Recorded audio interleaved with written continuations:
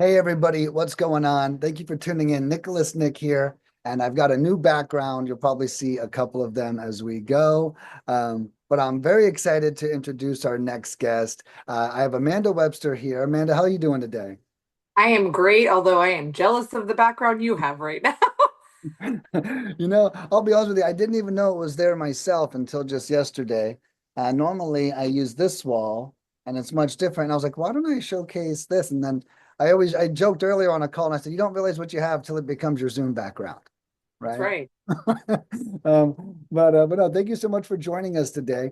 We were just talking before the call, and I think you have a very cool synergistic story, right? And one thing I always say is our stories. Well, actually, Steve Jobs said this, and he says you can only connect the dots looking backwards. Okay. And what that means is very often, like while we're going through our journey, we might feel lost. We might feel like we're making mistakes. But when we finally get to where we're going and we look back, we're like, holy shit, I see, Yeah, I see why that happened to me. Um, and as we were just talking, that seemed to happen a couple times. So I thought that would be a great place for us to start today. absolutely. My story, I look back and I'm like, man, everything is like a ladder. It's that ladder that got me to where I'm sitting right now. And I'm like, oh, I'm grateful for those failures now. Right. And one of my mindset tips, I post mindset tips every couple of days or whenever they come to me. And it says, what if someone told you you had to fail 1,000 times to be successful?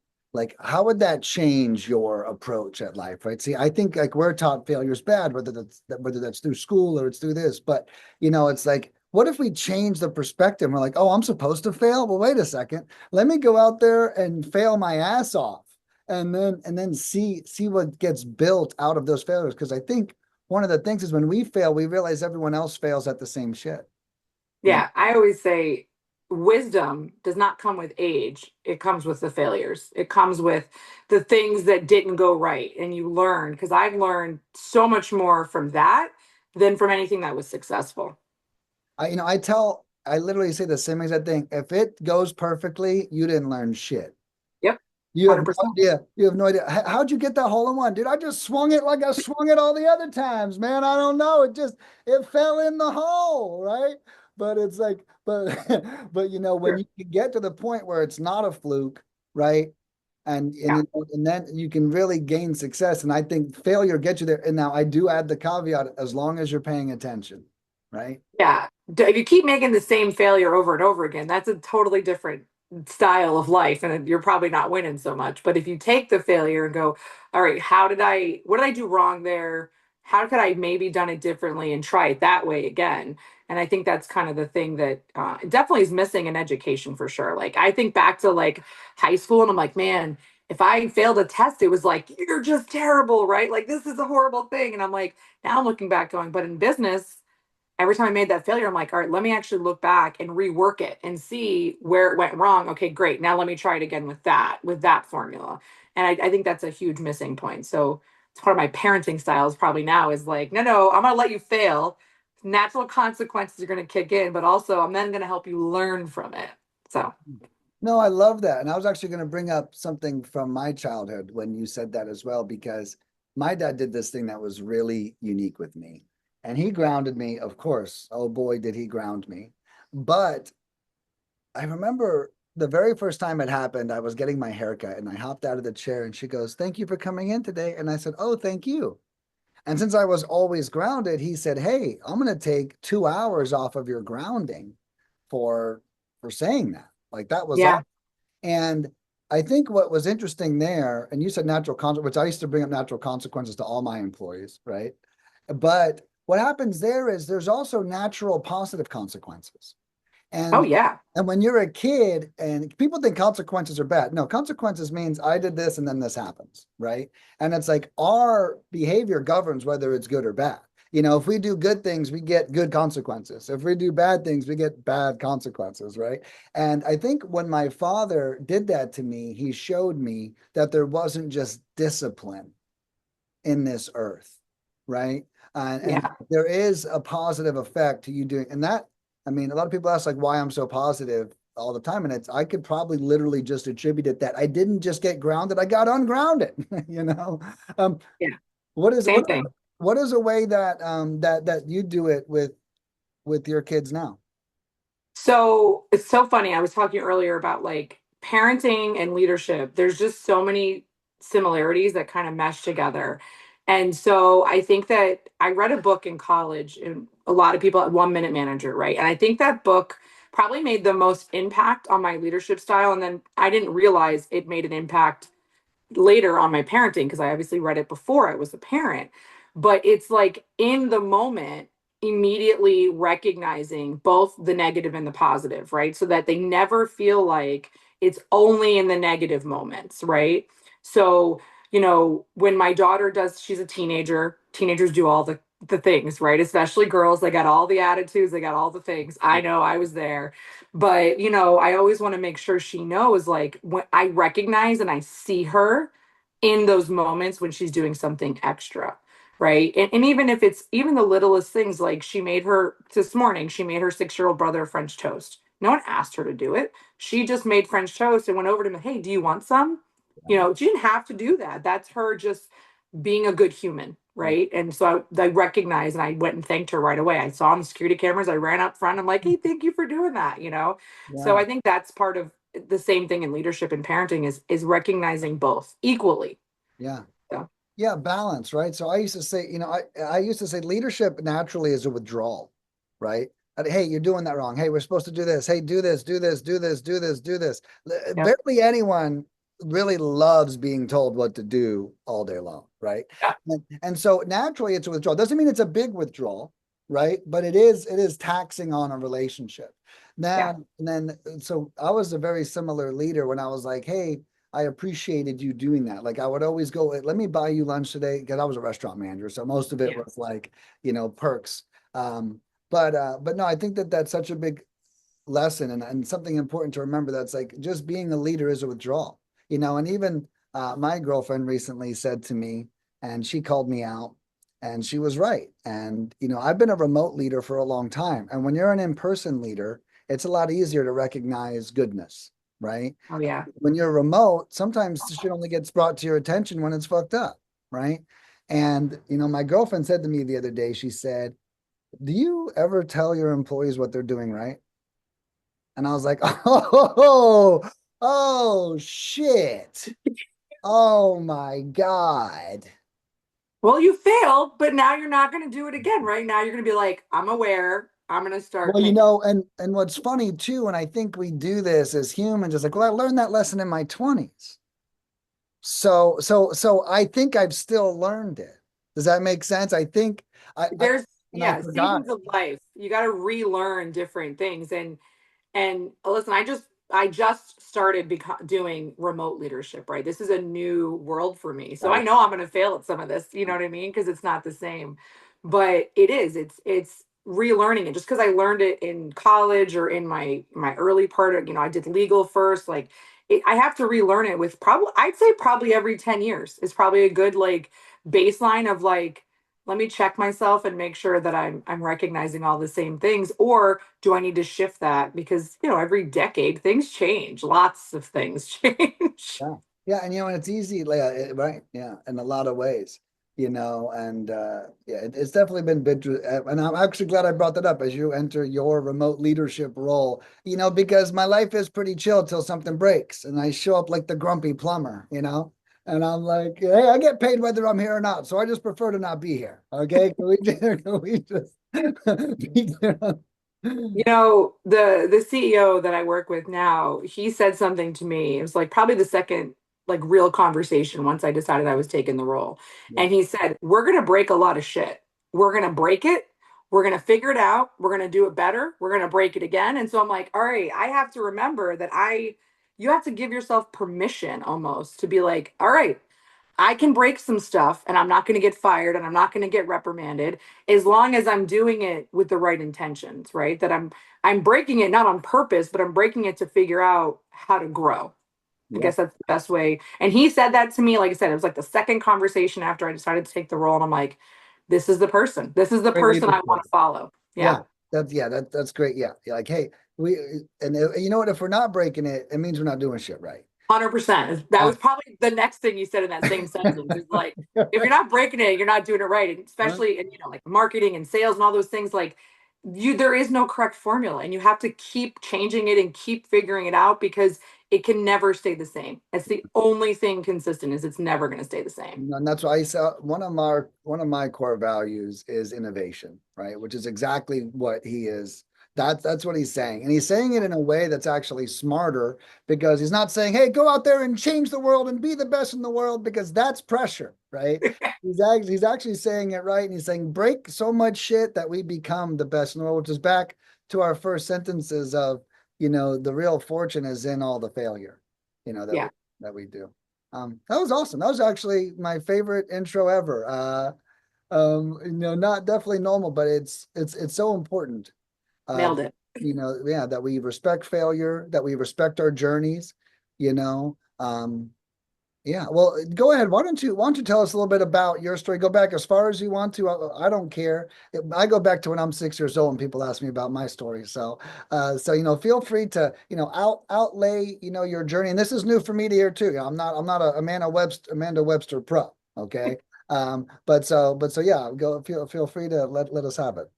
I think that a defining moment, right? We all have a defining moment. It has to be in childhood, right? Because your first defining moment needs to be in your childhood. I don't think anybody has a perfect childhood, right? My defining moment came at 12. So we're going to go back to 12, right? 12 is a terrible age as a female, by the way. It's like when everything is happening, right? And I tragically lost my older brother. He was 16. He got in a car accident. He was on the way to baseball practice. He was in a hurry. It was his fault, Again, he made a mistake, unfortunately, that he couldn't learn from. But that was a defining moment for me because everything changed in my world.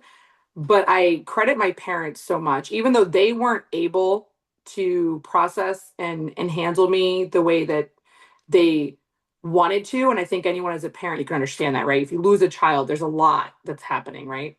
But they were aware enough to put me directly into counseling, right? And to get into some groups that had other children going through the same type of trauma, right? The same type of thing. And so I learned very early asking for help is okay.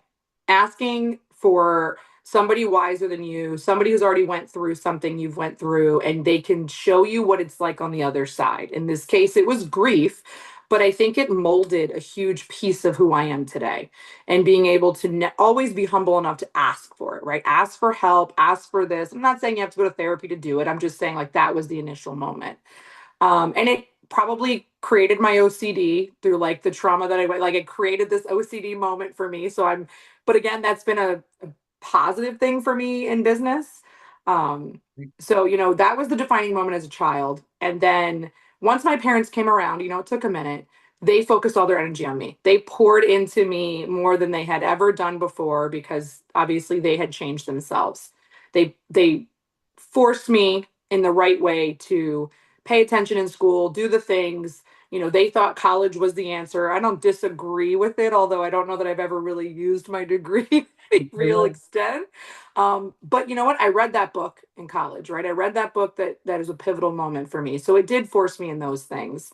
Um, and my mom pushed me to start working at a law firm. And I'll tell you what, that was the catalyst that taught me everything. I had a great mentor. And that was another thing that, at 18 years old, I started working in a law firm for an attorney that became my mentor for many years and took the time to really grow me. And it taught me later in life as a leader that I need to pour into my people, right? I need to have them grow. And so, that became a huge catalyst and centered around, even in a lower leadership capacity of like always pouring into other people because it always comes back no matter what you do, it comes back. And I know you're the same way because I've seen it. I know that you pour into everybody. And then I became a military spouse, which is like its own thing Yeah. that a lot of Oh, yeah, people you're like a new level unlocked. Yeah. it's like, okay, you didn't have enough. Let me just throw this one in here. So my husband's been in for 23 years. Wow. Um, and it's different, right? He deploys. I've got 5 kids for people who don't know that. Most people know that I have 5 kids I and didn't know that. they No, no. they range from my daughter will be 17 next week. And then my youngest is 2. So I have this huge range of ages happening all at the same time. My husband was deployed during my pregnancy with my youngest one. He wasn't even here for the birth, like, had to experience all those things. But I always go back to everything that I learned from my mentor, from the trauma therapy I went through at a very young age. It all helps me put compartments on. But also, I became, like you, the glass is always at least half full. Oh, at least, if not like, 3/4 full. Right. Um, and so that became a huge thing. Reading is another reason that I definitely have survived my life, in reading books, strategic books of things that are helping me grow both personally, spiritually, and then, in business. Cool. And I've just been really fortunate to kind of, I climbed the ladder in a very, non-traditional way. I switched industries now technically 3 times, but each time it's just organically happened by being in the right room with the right people and always looking for people more wise than me. I want somebody who's already done it. I want to learn from their mistakes so I don't have to do it myself if I don't need to. But then again, just breaking everything, even in parenting. There is no book Right. out there that's going to prepare you for all the things that come with it. So being okay with, I'm not a perfect mom every day. Absolutely not going to be. There's no possible way to do that. And giving myself grace. And I think all of those moments and those things have led me to that, which I hope makes me a good parent and a good leader. And always aspiring to then be great, right? I don't know that I ever want to accomplish the great because then I'm not learning. So I think I'm always going to say I'm good. I'm always aspiring to be great. I love that. I love that. Yeah, and you brought up 3 industries, and I think I remember them, but go ahead to tell us what those were, because you dropped them fast. Yeah. And they all kind of line together. So I did legal for 17 years. I started as a legal secretary, grew the ranks, and when I left, I was a law firm administrator, which is the equivalent to, say, a chief operating officer, right? It's kind of the same. They don't really call it that in law firms unless it's a huge one. I went into the funding space for businesses, which is obviously where you and I originally met. Yeah. Is doing that. Funding Grow is an amazing company. The CEO and I have a great relationship, and I got to spend almost 5 years growing and really running that company in the day to day things. Learned a ton. Again, being in the right rooms, being with the right people, always wanting to spread my wings and pour into people and help, and it comes back double at least, if not triple. And then now I am just recently moved and transitioned into it's still financial related, but it's more accounting. So now I work with a company called Accruity, and it's financial back office stuff. So it's been an interesting ride, but it's all kind of flowed together. I think everything I learned in legal has very much helped me in both of these roles. Absolutely. Absolutely. Yeah, I mean my best training, I worked at IHOP for 4 years. And I remember when I got applied, my friends were like, IHOP, bro, like that fucking place sucks. Like, dude, don't work. Like, dude, drug addicts go there. And I was like, hey, not go there, but work there. Right. And they were like, hey, and I really second guessed it. And then what I didn't realize is they were $1 billion corporation, right? And they gave me the best training and the best experience. They put me through the worst experiences, but not because but their customers. Like my first day solo at IHOP, someone pooped on the floor, you know, my very first day. I finished my manager training. I'm live. I'm a manager. I'm ready, baby. But hey, Nick, someone shit on the bathroom floor. Great. Welcome to IHOP, motherfuckers. Okay. Someone shitting on the bathroom floor. and, You can't get more humble than that, right? oh yeah, let me tell you, and but but that's just the experience. But they did provide true training, Yeah. because they got sued so much because they're the biggest name around. If someone ever got, and they explained this to us, if they were in a neighboring parking lot and someone got shot, they would like, Oh, it's IHOP's fault. it's not right, Yeah. 100%. IOP did not have the security available, the proper lighting. They told us that this is true. Yeah. Yeah. And so they taught us how to be so conscious. And so it's like when you say that the legal thing, yeah, I bet. I bet, because now you can also move in this new protective. You now, hey, liability. You see liability Yep. everywhere, right? And that's one thing that the big things that, IHOP taught us.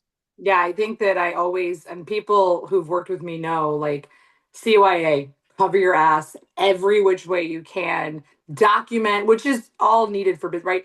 Everything needs to be documented. That helps HR, that helps, any of the things that come into that, running a business. And so, knowing, hey, you need to trademark that so that nobody steals it. Like there's just so many things that I didn't realize that would come in from the legal brain, but I definitely have the ability because of the need on that side to be able to almost foresee what all those possibilities are. Like, what are all the possibilities? How do we make this the most positive? And how do we deal with it if it happens, right? It's that whole like, It's hope gonna for the happen. best, prepare for the worst type of thing. You know? Same scenario. And I do that in life every day. It's like I'm prepared for everything, but I'm always going to be that positive person. I'm always going to look at everything from the most positive stance because I don't want to live a life where I'm not. I don't want to live a life where I'm being negative. Like I got every excuse in the world to do that, but why would I? Like who Just who but wants to live that way? when you think negatively, you create negatively, right? Oh So yeah. like whatever you create sucks now. And it's Yeah. like it's not gonna make your life happy. I remember I had a client call me up once and he goes, Nick, man, I want to be like you, bro. How do I get like you? Literally verbatim is what he said. And I said, well, tell me about your life, dude. Like where are you at right now? He's like, man, my boss hates me, my wife hates me, and my daughter doesn't respect me. And I was like, okay. And I said, okay, so do you think you can just skip all those levels and become like me or something? I just want you to know that don't be an entrepreneur. He's trying to be an entrepreneur. I said, now's not the time, bro. I Yep. said, you need to go to work and show your boss you're gonna work super fucking hard and that you're gonna be the best employee. I said, don't think you're gonna be a great entrepreneur if you're not the best employee. Okay. Yeah. Because you're just going to be a shitty entrepreneur if you're the worst employee around. Okay. And I was like, go show your wife and your family what a good husband you are. And I said, if you spend the next year saying, honey, I'm going to work and be an entrepreneur, those relationships are going to be so strained at the end of that year, you're going to have nothing. And I was Yeah. like, don't do that. And I think people often forget that, life is like, they are like these building blocks. It's like, if you're not exceptional over here, you can't just wake up one day and be exceptional, you No. know. One No. question I do have is what kind of law office did you work at? Oh God, people are gonna laugh. So I had two through my 17 years, two specialties. One was family and divorce law, Okay. which is you learn a lot. And the Yeah. other one was probate and trust, wills, trust, probate type law. So it's interesting. I mean, I dabbled in some other things, but those were like my two main things that I weirdly enough was drawn to. I know now, looking back, right? We talked earlier about how you can only connect it when you look backwards, right? So I know now that, the probate stuff was because I wanted to help people through that really tragic time, right? I wanted to help people through those moments in life and give them some hope, give them some peace in those moments, whether it was setting the things up beforehand so that they knew their family wouldn't have to worry about it and everything was like set, or helping the families through the points after the fact, right? And then family law was the same thing. My parents are still married. I'm very fortunate that my parents are not one of the statistics, right? And I grew up in a, mostly normal household. Obviously, I had the tragedy, but my parents defied the odds because most people who lose a child in a marriage do not stay married. It usually strains the marriage to a point they can't make it through, and my parents did. So great, role models in that sense. But seeing all my friends have divorced households, seeing their parents hate each other and just pitting them against each other and all of that, and I think I thought if I could just, even if it's only one person, I can help co-parent in a healthy way and give them advice based on the things that I've seen, I was helping. Again, it was like that need to pour in and almost educate people on what you could do. And so that was the two areas of law that really stuck with me and I always went back to. I never would get away from those two areas. Yeah.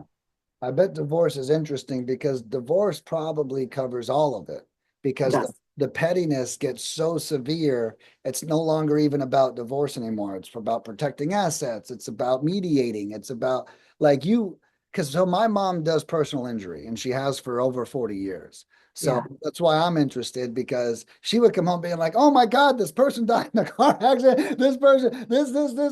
Yep. And she's Yep. always worked at very prominent places, you know. Um, and that's why I was saying earlier, I know that working in law teaches you so much liability because you see everyone lose everything, right? Yep. And it's like Yeah. there was just this one line in this document, or if we just would have signed, or if we wouldn't have done this, or there's always like that like defining moment where the case is lost or made, right?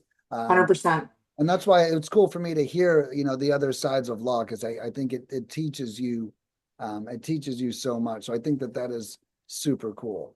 Um, Yeah.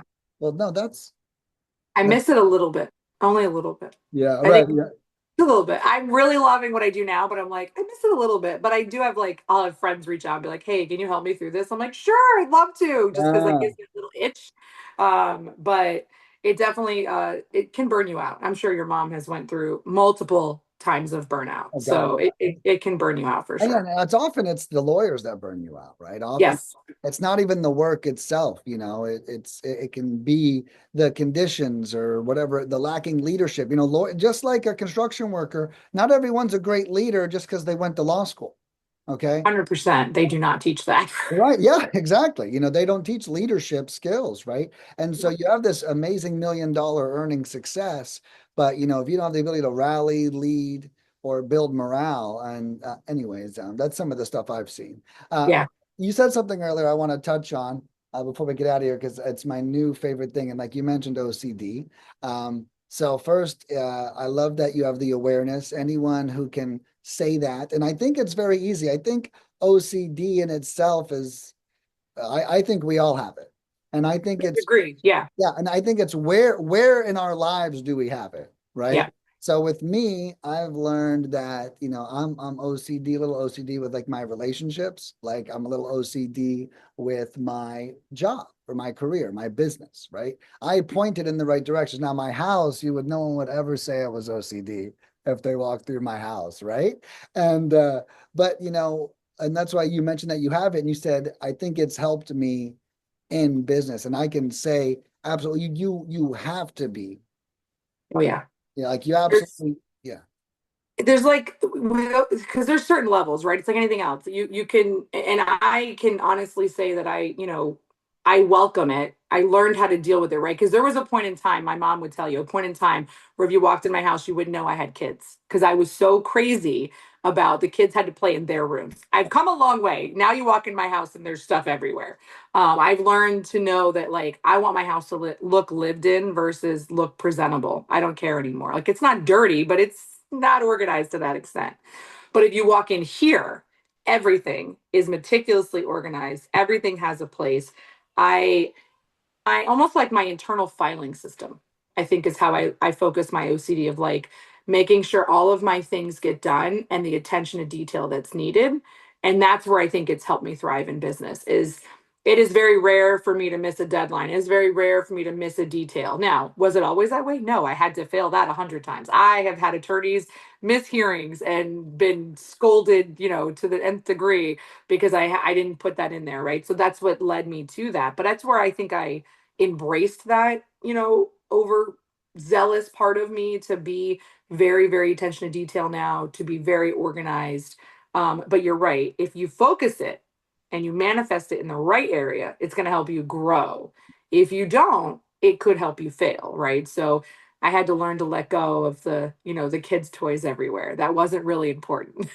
Right, right. Well, yeah, well, and that's the other point is, what battles do we want to be fighting, and it's like right now my stress level can be a little high dealing with the flood. And Yeah. I have like 30 employees I'm dealing with, and I'll tell you, dealing with the flood isn't dealing with the flood, it's dealing with contractors, insurance people.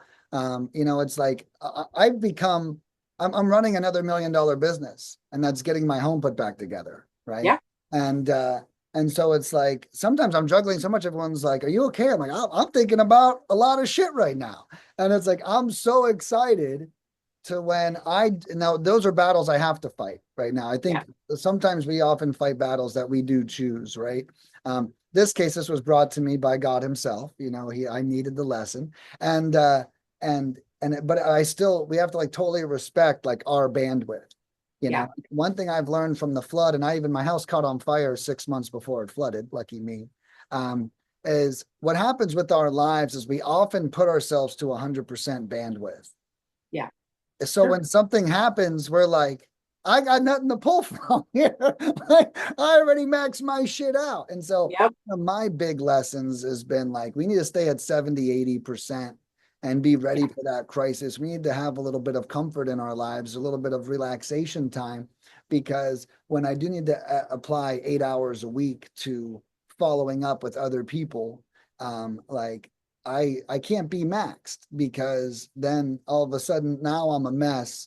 And then that's the other thing I've learned too is I got my shit together till I don't. Well, that's how it works. But you just triggered something. I just thought of something. You coin this as a phrase, right? They always say you want to live below your means, right? Which is a great financial philosophy, right? Live below your means.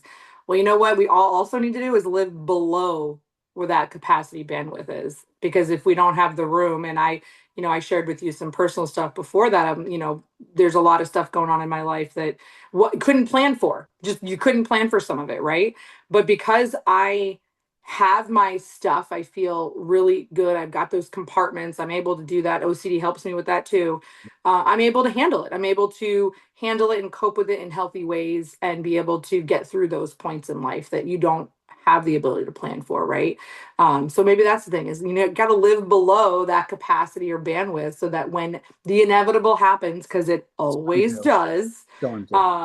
that you can handle it. You can handle those moments with grace, with dignity, with humility, whatever it is that you're going through. And I think that's kind of one of those things. Everybody, is used to the whole financial part, right? You can budget, you can do all those things, you can live below your means, although most people don't because they want to keep up with the Joneses. That's society. But mental, the mental thing, and I'm a huge believer in the more spiritual things of like, putting positivity out and getting positivity back, more of like a law of attraction type thing. That's definitely something that I believe is real and how that works because I've seen it. And I know you probably have too. You focus on the negative keeps coming. So, Right. I think that's probably what it is. Yeah. Yeah. You just made a really good point there too. Um, And I think what's happened, what we are referring to now is so we could always keep our composure, right? Yeah. That's what the advice you just gave. Like, yeah, I could be at capacity. When something happens, I'm gonna lose composure. And you know what? It's like I think as a kid, you think it's okay to lose composure. You yell at your sister, you yell at your mom, you lose your cool in your 20s, you're still doing it a little bit, but it's like I'm at a point now, and I think this is like a point of maturity, what we're bringing up right now. That's why I wanted to focus on it, is like we're respecting that we want to show up consistently for those around us. Yeah. And if I'm at capacity and something bursts through, I am no longer showing up in the way that I want to consistently show up for those that love me. I'm going to show up grumpy or overwhelmed, or like I said earlier, are you okay, Nick? Yeah, I'm just thinking about a lot of shit. I may not be pissed, but I may not be present Yeah. either. And it's like I want to be happy and present, not pissed and not present, right? Is like really kind of my goal. This was like a great therapy session. I gotta tell See, you. that's my thing. I don't know why I always go back to that. I'll leave one last thing of like what you just said, which is so funny. And it's something I probably about 10 years I started looking into it and developing it is emotional intelligence, right? Is high capacity emotional intelligence. And that's really what that is, and it's not just business. It's just that was actually a self journey I went on versus a business journey. But being able to, keep composure, think before you talk. I have a 24-hour rule. Somebody pisses me off, mostly in work, but even if my husband pisses me off, but if somebody makes me mad, I'm not responding for 24 hours because I know the human nature is emotional. Yeah, it's gonna come So out. you got to give yourself a timeout, and that's what I learned in the emotional intelligence world is being able to keep your composure, not respond with emotions. You know, I'm gonna fail sometimes, right? You go through things, but that's what I strive for. Is that like being able to keep that in all things. Of course, I definitely lose my cool with my kids sometimes. I'm outnumbered, so it happens. Yeah, sometimes you have to. Hey, sometimes you got to kick a building down every once in a while. Trust me. But no, that's awesome. And And thank you so much. One thing I do want to get from you, just because you said you've read a lot, I would love to know, and you said law of attraction. So I'd just love to know what your, I don't know if the words favorite or most impactful book was. Maybe those are two of the same thing. So I would definitely say, like I said earlier, the, 1 Minute Manager was hugely impactful in my life. But another book that I really love is The Power of Positive Leadership. I think I might have it. I do. It's right here. Look at that. You asked me a great question. Oh, This book is great mm, for love it. me. And he has another one that's The Power of a Positive Team. He has the Energy Bus, things like that.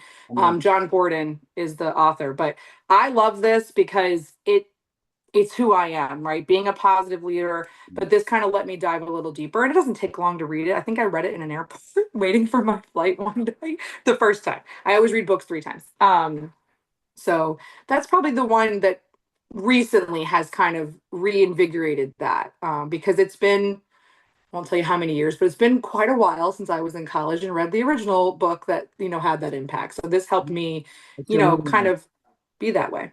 Yeah, I love that. I just downloaded it. So I know I'm super excited. I think that's great because I think we often forget that leadership is in everything that we're doing. Leadership, in my opinion, is integrity, right? Yeah. It's how we show up around people, it's how we behave. So it's like, even if you're not in a leadership role, that book, I can already tell you, is going to blow your mind because everything we do every day is leadership, whether it's for ourselves, whether we're leading ourselves, or we have a family and there's little ones watching us or anything like that. I think people, they often think leadership is management, right? And management is what a lot of people think about. Leadership applies to everything we do. Management could be only at work. Right? You know what I say is managers tell you what to do. That's what managers do. Managers tell you what to do. They usually only focus on the negative, right? Whereas a leader, I always come from the only way I can be a leader is to serve you as the person that I lead. Because without you, I'm not here. If there's no employees, there's no leader. Why would I be here, right? And that's kind of how I think of it when I approach anything with my staff. Awesome. Amanda, thank you so much. This was so great. I'm so glad we did this. Um, so if you want to tell anyone how they could find you or anything that's affiliated with you, I'd love for you to spread the word a little bit. Well, if you want to learn about my current company, it's just Accruity, ACCRUITY.com. It's a great, financial, accounting company, and I'm really excited to be doing what we're doing. Me personally, I love being motivational. I love putting out tidbits on my socials, so you can find me. Almost everything's under Amanda Webster COO handle, but I'm on all the main ones. Follow me. I try to be on there every day and give little pieces of my life. Perfect. I love that. Me too. So yeah, anyone who's following me, they'll probably enjoy you as well. But no, thank you so much for coming today. I really appreciate that. And yeah, hope you have a great rest of your week. This was really insightful for me. I really learned a lot. So thank you. Thank you for having me, and I will see you soon Yeah, you will next week. next week. I didn't even have it on my calendar either. I was like, when are these dates? Like my assistant, not yeah, my assistant is slacking. I said, I'm gonna have some positive leadership to exude right after this call. Absolutely. Thank you, Nick. Thank you, Amanda. I'll see you. Bye.